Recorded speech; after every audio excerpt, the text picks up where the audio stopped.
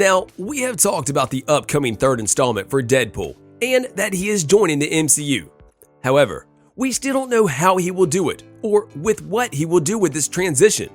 But today, we have a theory, more of a major secret to be precise, some smaller ones that are just too good to hear.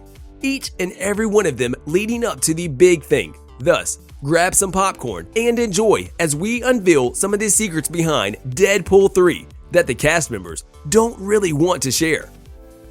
Where are the other mutants? One of the most frequent questions asked about the movie and the whole setting was where are all the other mutants, because in the movie, only a few X-Men characters appear, as Colossus and Negasonic are pretty much it.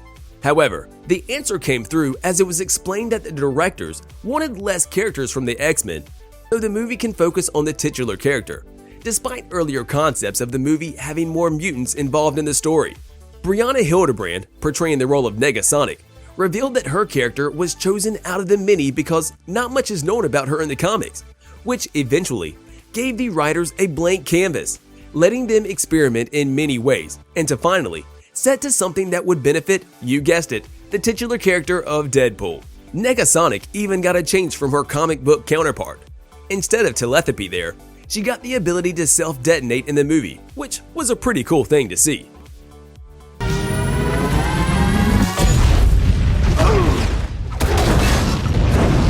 Deadpool is pansexual. A secret kept hidden for so long was Deadpool's orientation, and now we managed to dig this secret up, and according to Ryan, his version of Deadpool identifies as pansexual. While this is not something Rob initially thought of when he created the character 30 years ago, he agrees 100% with Ryan. As he said it, he couldn't be happier with the choice. Rob said that he would have loved to think like this when he first started drawing the character, while he was only 22 years old. But that was not his focus at the time, and he is more than happy with how things turned out in the present day.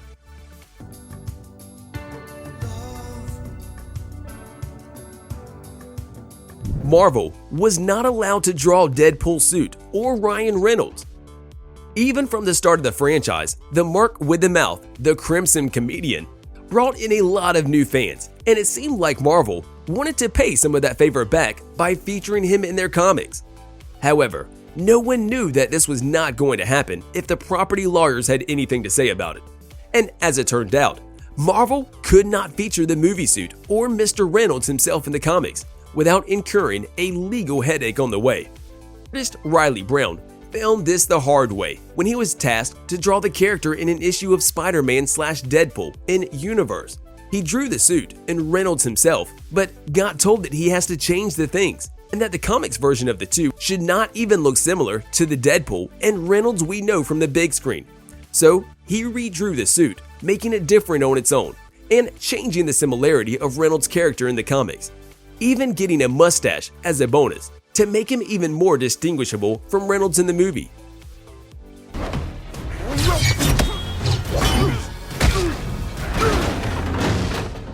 Secret Infinity Stone in Deadpool 3.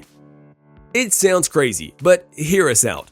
Okay, so we have the knowledge that Deadpool is joining the MCU, but we still don't know how, and our minds are boggled of just how that will turn out, or even happen in the first place. Well, to say the least, Deadpool 3 is the perfect opportunity for Marvel Studios to introduce one of the 5 comics' secret Infinity Stones, which could not have worked in the Marvel Cinematic Universe without Wade Wilson, and here is why. The Infinity Saga we all know and love wrapped up with Avengers Endgame, which means that Marvel Studios is done with the Infinity Stones, for now.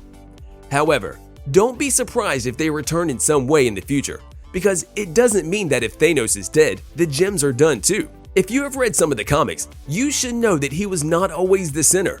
6 Infinity Stones that appeared in the first 3 phases of the MCU, Reality, Ether, Space, Tesseract, Power, Orb, Time, Eye of Agamotto, Mind, Scepter, and Soul, played a huge role in the entire MCU, especially in Thanos' conquest of the universe, playing God and using them to invoke genocide, wiping half of every living creature on the planet. These are also the main gems in the Marvel comics, but they are not the only gems to exist. Over the years, 5 more gems have appeared in the comics, with the Ego Gem perhaps being the most famous one, having the closest tie to the original 6. Outside of it, there are also gems for build, death, and rhythm, though they are not exactly real Infinity Stones like the others listed above, which we saw in play. You counted 4 out of the 5 secret Infinity Stones. That is because the 5th one is called Continuity, which first appeared in Deadpool Volume 3, number 27.